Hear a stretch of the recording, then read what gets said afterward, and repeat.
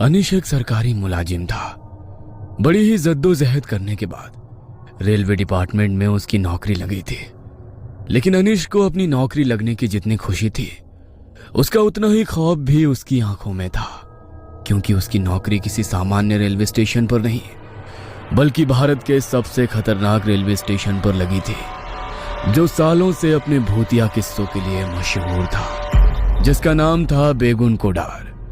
बेगुन कोडार का ये railway station इतना ज्यादा खतरनाक था कि बीते कई सालों में यहां जिसकी भी नौकरी लगी, वो कुछ दिनों में उसकी मौत का कारण बनकर रह गई।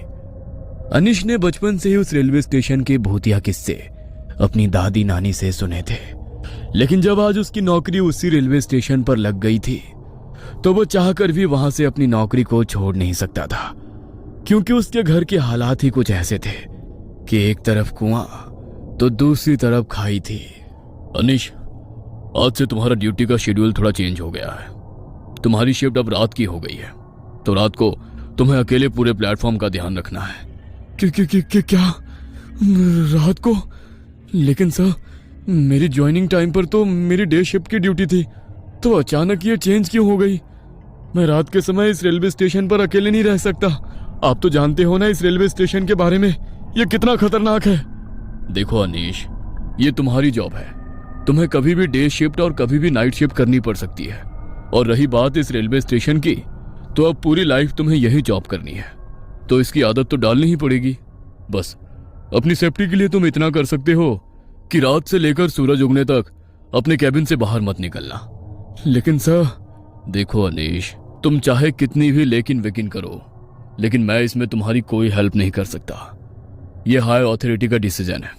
वैसे भी रात के समय इस प्लेटफॉर्म पर कोई उतरना तो छोड़ो, ट्रेन की खिड़की खोलने की भी हिम्मत नहीं करता, तो डोंट वरी, तुम्हें अपने कैबिन से बाहर निकलने की जरूरत ही नहीं पड़ेगी। उस समय अरुण सर तो मुझे ये बात कहकर चले गए, लेकिन बचपन से मैंने उस रेलवे स्टेशन के बारे में जो किस्से सुने थे, उन्हें याद करके वहां रात को अकेले रुककर ड्यूटी करने की मेरी हिम्मत ही नहीं हो रही थी। पर मैं मरता क्या ना करता।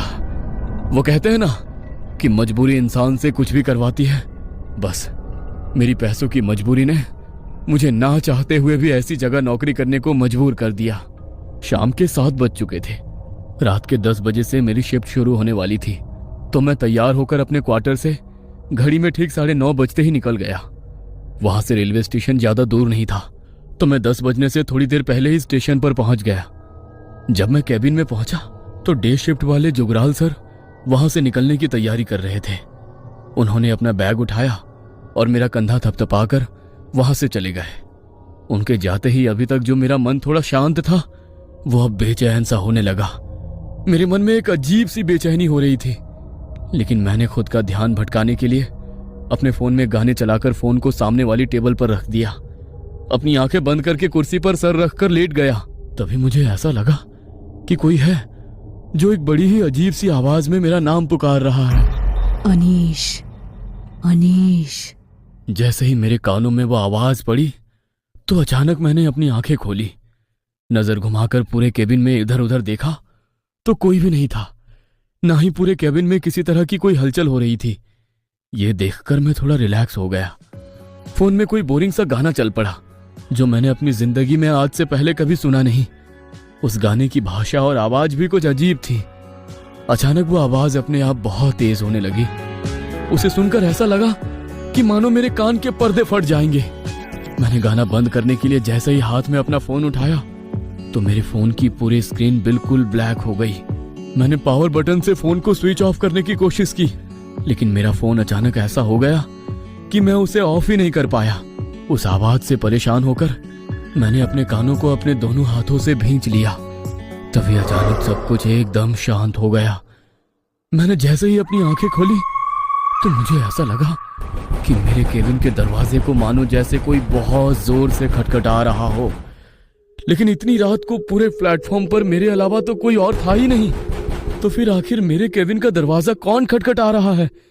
ये सोचकर मेरे पसीने छूट गए, लेकिन फिर भी मैंने हिम्मत करते हुए पूछा, कौन है? कौन है बाहर? मेरी मदद करो साहब, दरवाजा खोलो, वरना वो लोग मुझे मार डालेंगे। बचा लो मुझे। अरे, ये तो किसी लड़की की आवाज है। लेकिन इतनी रात को कोई लड़की यहाँ पर क्या कर रही है? नहीं, ये सब छलावा है, मैं दरवाजा नहीं खोलूंगा। ये सोचकर मैंने दरवाजा नहीं खोला और चुपचाप अपनी कुर्सी पर ही बैठा रहा। तभी वो लड़की मेरे केबिन का दरवाजा और जोर जोर से खटखटाते हुए मदद की गुहार लगाने लगी। प्लीज मुझे बचा लो, वो मार डालेंगे मुझे, खोल दो दरवाजा। उसकी इतनी तेज रोने की आवाज सुनकर मुझे ऐसा लगा कि सचमुच कोई लड़की मुसीबत में है। इसलिए उसकी मदद करने के लिए मैंने अपने केबिन का दरवाजा खोल दिया। दरवाजा खोलते ही सामने देखा तो मेरे सामने दूध के जैसी सफेद इतनी खूबसूरत लड़की, मानो कोई अप्सरा उतरकर मेरे सामने आ गई हो। उसे देखते ही मैं उसकी खूबसूरती का कायल हो गया। मेरे दिल दिमाग पर जैसे उसकी खूबसूरती का सम्मोहन छा गया। वो मुझसे रोते हुए क्या कह रही थी, मैं ये समझने की सुध भी खो बैठा। तभी उसने अचानक अपने हाथों से मुझे पीछे करते हुए मेरे केबिन के अंदर आकर दरवाजे को बंद कर लिया।